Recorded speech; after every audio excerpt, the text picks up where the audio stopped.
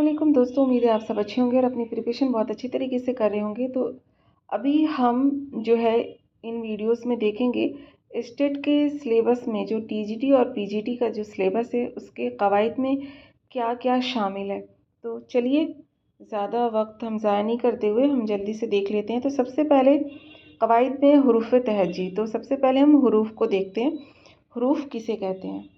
और ये याद रखिएगा कि ये जितने भी नोट्स हैं ये पूरे एनसीईआरटी की बुक से एक एक जो हेडिंग एक एक टॉपिक है वो एनसीईआरटी की बुक से है। तो आप जो है इस पे पूरा भरोसा करके इसे अच्छे से तैयारी कर सकते हैं।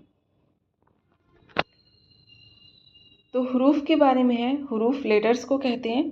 तो ज़ेल की तहरीरी अलामतों को हम अच्छी तरह पहचानते हैं, जैसे अलिफ बा जीम दाल, ऐसी का खा गा घा ए बी सी डी। जो ये हुरूफ तहज्जी जो होते हैं अलिफ बा से लेकर या तक के, उनको हुरूफ तहज्जी कहते हैं। ठीक है, आगे है किसी भी ज़बान की तालीम हासिल करते हुए हम उसकी बुनियादी आवाज़ों की अलामात सीखते हैं, उन्हें हुरूफ तहज्जी कहा जाता है। हुरूफ तहज्जी यानी अल्फ़ाबेट कहा जाता है। आज़ादाना उन हुरूफ के माने नहीं होते। ज़बान बोलते या लिखते पढ़ते हुए हम नीचे दी गई आवाज़ें भी इस्तेमाल करते हैं, जैसे कि बा, बे, पर, तक, से और मैं।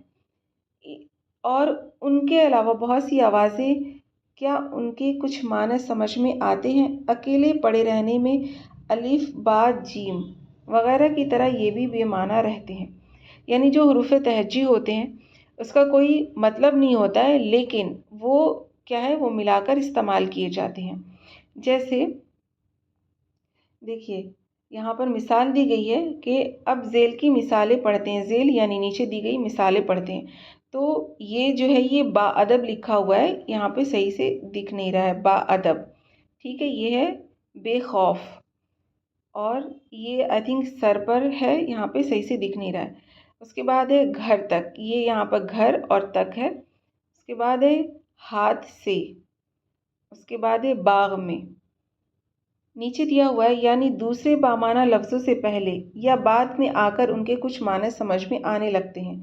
बेमाना हुरूफ तहज्जी की तरह ये भी हुरूफ पार्टिकल्स हैं, बात करते या लिखते वक्त जिन्हें दूसरे लफ्ज़ों के साथ लाना ज़रूरी होता है। ऐसे हुरूफ की चंद किस्में हैं, यहाँ उनका तारुफ किया जाता है। यानी बहुत सारे लफ्ज़ ऐसे होते हैं जो अकेले इस्तेमाल नहीं होते हैं, यानी कि लफ्ज़ जो होते हैं वो किसी न किसी हर्फ से मिलकर इस्तेमाल होते हैं। जैसे आपने देख लिया कि यहाँ पर है अदब, ठीक है, अदब है तो उसके आगे बा लगा दिया, तो ये एक बा अदब, ये एक दूसरा लफ्ज़ बन गया है। ऐसे ही बेखौफ, खौफ के पहले जो है आपने लगा दिया है बे, तो ये बेखौफ, ये दूसरा लफ्ज़ बन गया।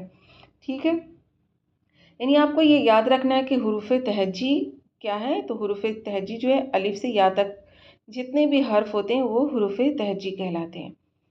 नेक्स्ट है हर्फ जार, यानी हर्फ की बहुत सारी किस्में हैं, तो उनमें से एक किस्म है हर्फ जार, जिसको प्रीपोजिशन कहते हैं। ज़ेल के जुमले पढ़िए। बच्चे बाग में खेल रहे हैं, वो घर से निकला, सर पर टोपी पहनो, गीली दीवार को हाथ न लगाओ, दरिया तक पहुंचकर मैं रुक गया। ठीक है, पर्दों का रंग उड़ चुका था, हमने खाना खा लिया। इन जुमलों में खत कशीदा हुरूफ ऐसे हुरूफ हैं जिनसे एक लफ्ज़ का दूसरे लफ्ज़ से ताल्लुक़ कायम होता है। खत कशीदा यानी कि तक यहाँ पे दिया हुआ है, जैसे बाग में से, पर, को, तक। ठीक है, का यहाँ पर है, का और ने, यानी कि ऐसे लफ्ज़ जो दूसरे लफ्ज़ से ताल्लुक़ कायम कर रहे हैं। यानी कि हम खाना खा लिया, हम ऐसे नहीं बोलते हैं, बल्कि हमने खाना खा लिया। ठीक, यानी कि हम से किस चीज़ को जोड़ा जा रहा है, खाने को जोड़ा जा रहा है कि हमने खाना खा लिया। तो इन लफ्ज़ों को, ये जो ख़त कशीदा हुरूफ ऐसे हुरूफ हैं जिनसे एक लफ्ज़ का दूसरे लफ्ज़ से ताल्लुक़ कायम होता है। यानी ये जो लफ्ज़ होते हैं, को है, पर है, का है, ने है, ये सब दूसरे लफ्ज़ों से ताल्लुक़ कायम करने के लिए इस्तेमाल होते हैं। उसके बाद है وہ حروف جو ایک لفظ کا دوسرے لفظ سے تعلق قائم کرتے ہیں انہیں حرف جار کہتے ہیں۔ تو یاد رکھیے گا حرف جار کسے کہتے ہیں؟ وہ حروف جو ایک لفظ کا دوسرے لفظ سے تعلق قائم کرتے ہیں انہیں حرف جار کہتے ہیں۔ انہیں حروف ربط بھی کہا جاتا ہے، ٹھیک ہے؟ یعنی کہ حروف ربط یعنی کہ ایک لفظ کو یا ایک سینٹنس کو دوسرے سینٹنس سے جو جوڑتے ہیں، ملاتے ہیں۔ آگے حرف اضافت یعنی کہ ریلیٹیو پارٹیکلز، ان لفظوں کو پڑھیے، یعنی نسیم کا گھر، اسکول کے بچے، صبا کی کتاب۔ ان لفظوں میں کا، کے اور کی ایسے حروف ہیں جو دو لفظوں کے درمیان نسبت یعنی تعلق ظاہر کرتے ہیں، ٹھیک ہے؟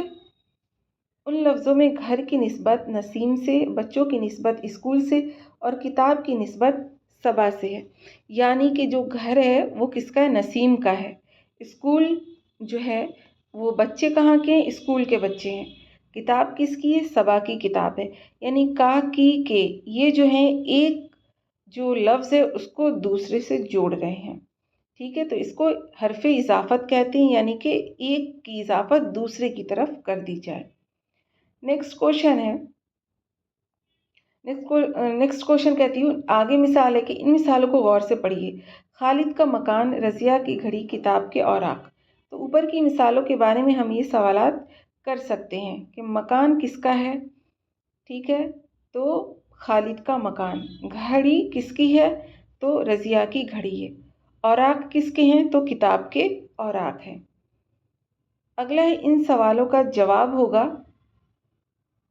خالد، رضیہ، کتاب، یعنی کہ گھڑی کس کی ہے، ٹھیک ہے؟ کتاب کس کی ہے؟ تو یہ سب کس کا ہے؟ اس کا آنسر یہاں نیچے دیا ہوا ہے۔ آگے خالد، رضیہ اور کتاب کی نسبت جس سے ظاہر کی گئی ہے اسے مضاف الیہ کہتے ہیں، اور جن کی طرف ان کی نسبت ظاہر کی گئی ہے انہیں مضاف کہتے ہیں۔ ان میں مکان، گھڑی اور اوراق مضاف ہے، یعنی مضاف اسے کہتے ہیں جس کی نسبت کی جاتی ہے، یعنی یہ مکان، گھڑی، اوراق ان کی نسبت کی گئی ہے کس کی طرف؟ مکان کی نسبت کی گئی ہے خالد کی طرف، یعنی کہ گھر کس کا ہے؟ تو مکان کس کا ہے؟ خالد کا ہے۔ گھڑی کس کی ہے؟ تو رضیہ کی ہے۔ اوراق کس کے ہیں؟ تو کتاب کے ہیں، ٹھیک ہے؟ یعنی کہ اوراق کی نسبت کس سے؟ کتاب سے ہے۔ گھڑی کی نسبت رضیہ سے ہے، مکان کی نسبت خالد سے ہے، ٹھیک ہے؟ آگے دیکھتے ہیں، یہاں اور اگزامپلس دیے ہوئے اس کے کہ اضافت کے تعلق سے اب ذیل کی مثالیں پڑھیے۔ ابن مریم، زنجیر آہن، بند خدا، گوش عافیت، بوئے گل۔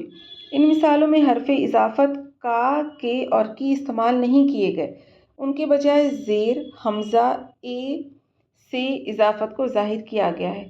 ان ترکیبوں کا اردو میں مطلب ہوگا مریم کا بیٹا، لوہے کی زنجیر، خدا کا بندہ، عافیت کا گوشہ اور گل کی بو، ٹھیک ہے؟ گل کہتے ہیں پھول کو۔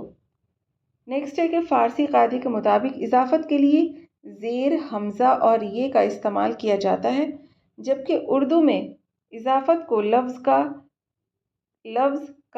کے اور کی سے ظاہر کیا جاتا ہے، ٹھیک؟ یعنی کہ اردو میں جو اضافت ہے اس کو کا، کے اور کی سے ظاہر کرتے ہیں، اور جو فارسی ہے اس میں زیر، حمزہ اور یہ سے اضافت جو ہے وہ ظاہر کی جاتی ہے۔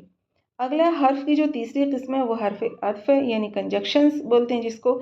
ذیل کے خانوں میں دیے گئے فقرے اور جملے غور سے پڑھیے۔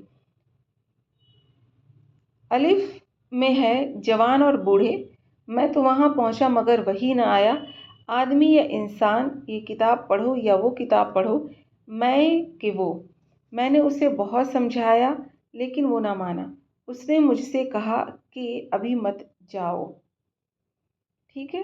حرف عطف یعنی کہ جوڑنے، جو دو جملوں کو جوڑتے ہیں، ایسے حروف، ایسے لفظ۔ کالم الف کے فقروں میں دو اسموں اور ضمیروں کو اور یا کے سے جوڑا گیا ہے، یعنی کہ جو پہلا کالم ہے اس میں جو سینٹنس آپ کو دیے گئے ہیں اس کو کس کس سے جوڑا گیا ہے؟ اور سے، یا سے اور کے سے، یعنی کہ جوان اور بوڑھے، آدمی یا انسان، میں کہ وہ، ٹھیک ہے؟ اس کے ذریعے جوڑ کر پورا ایک سینٹنس بنایا گیا ہے۔ دوسرا ہے کہ کالم با میں مثالوں میں دو دو جملے ہیں جنہیں مگر یا لیکن کے سے جوڑا گیا ہے۔ وہ حرف یا لفظ جو لفظوں کو فقروں جملوں کو جوڑتا ہے حرف عطف کہلاتا ہے۔ یعنی کہ وہ حرف یا لفظ جو لفظوں کو ایک لفظ اور یعنی کہ دو لفظوں کو جوڑے بیچ میں آئے، یا ایک فقرہ ہے اور دوسرے فقروں کو جوڑے بیچ میں آئے تو اس کو حرف عطف کہتے ہیں، حرف عطف کہلاتا ہے۔ یہ یاد رکھیے گا، حرف عطف کسے کہتے ہیں؟ تو حرف عطف کہتے ہیں وہ حرف یا لفظ جو دو لفظوں فقروں یعنی دو لفظوں کو یا پھر فقروں کو جملوں کو جوڑتا ہے، حرف عطف کہلاتا ہے۔ آگے حرف کی اگلی قسم ہے حروف تخصیص، ٹھیک ہے۔ ذیل کے جملوں کو پڑھیے اور دھیان دیجیے کہ انہیں پڑھتے یا بولتے ہوئے ہم کن لفظوں پر زور دیتے ہیں۔ اگلا جملہ ہے، اس نے اسکول کا منہ کبھی نہیں دیکھا۔ تھوڑے ہی دنوں میں باغ کا منظر بدل جائے گا۔ ہر شخص کو اس بات کا پتہ چل گیا۔ شکل دیکھتے ہو نا تم اس کی، شکل دیکھتے ہو نا تم اس کی، ٹھیک ہے۔ ان جملوں کو ادا کرتے ہوئے ہم نے بھی، ہی، ہر، نہ لفظوں پر زور دیا ہے۔ تو تخصیص کہتے ہیں یعنی کہ کسی ایک حرف پر آپ زور دیتے ہیں، مخصوص کر دیتے ہیں۔ جیسے ہم بولتے ہیں اس نے اسکول کا منہ کبھی نہیں دیکھا، ٹھیک ہے۔ تھوڑے ہی دنوں میں باغ کا منظر بدل جائے گا۔ ہر شخص کو اس بات کا پتہ چل گیا۔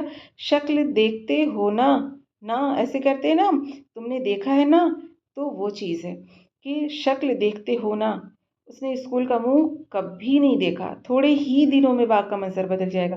ہر شخص کو اس بات کا پتہ چل گیا، اور شکل دیکھتے ہو نا تم اس کی، ٹھیک ہے۔ یعنی کہ ایسے حرف جس پہ خاص توجہ دی جائے، جس کو مخصوص کیا جائے، اس کو حرف تخصیص کہتے ہیں۔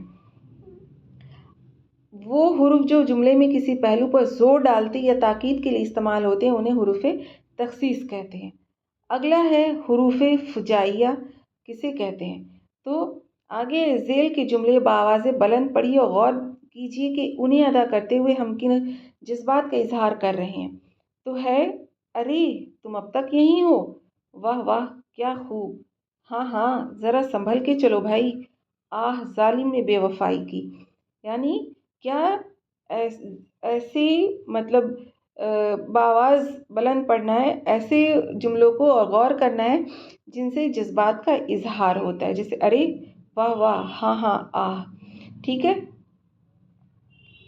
کسی بھی بات کے رد عمل کے طور پر جوش اور جذبے کے تحت ہمارے منہ سے او ہو، آہا، واہ، اف، آہ جیسی آوازیں نکل جاتی ہیں۔ وہ حرف جو جملے میں خوشی، دکھ، حیرت کے جذبات کو ظاہر کرے اسے حرف فجائیہ کہتے ہیں۔ یہ حرف فجائیہ کی تعریف یاد رکھیے گا، جیسے سبحان اللہ، ماشاء اللہ، لا حول ولا قوت، ارے، واہ واہ، اف، آہ، چے خوب اور چشم بددور وغیرہ۔ واضح ہے کہ جذبات کا اظہار کرنے والے فجائیہ حروف کے بعد فجائیہ نشان لگایا جاتا ہے۔ یہ نشان ہے جو ایسے لگایا جاتا ہے۔